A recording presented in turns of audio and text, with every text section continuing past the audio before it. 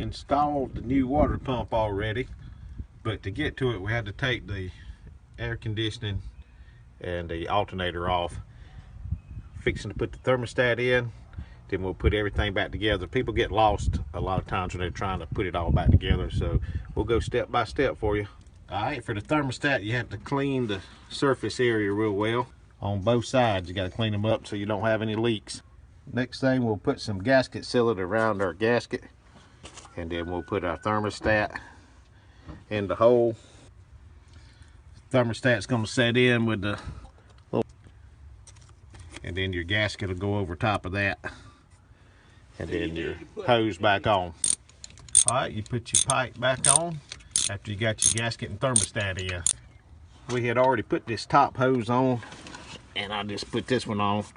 Going to put the clamp on it, and then the top main coolant hose has to go to the radiator.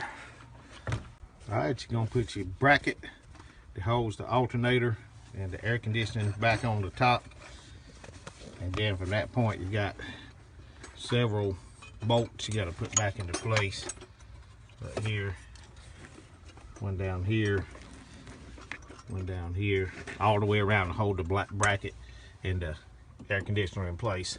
Got to put your bypass tube back in, make sure it seats real good, and then your hose will go back to the other end.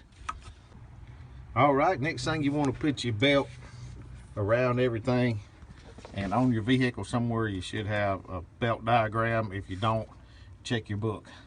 Once you get your belt all lined up, what you're going to do next is move your tensioner back, and your belt's going to go around the back side of it. Alright, fan goes back on now. It's got a nut on it. Goes right there on the front of the pulley. On the Dodge, it's the 36mm. If you have a huge adjustable or anything, all you do is tighten it up there, put your wrench on it, hit it with a hammer. Same thing with coming off. You put it on there, hit it with a hammer. This thing's not threaded backwards or anything, it's just a normal thread. And then once you get it on, last thing, you got a shroud that goes around the fan area. I've got that laying right there, and you've got one up under the truck that goes up under the truck. When you get that going, you can spin it.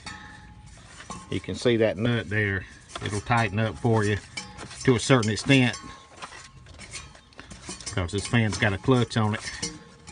You definitely want to make sure your belt's on here before you put this fan on, so it gives you something to have some tension against. Put your wrench on it,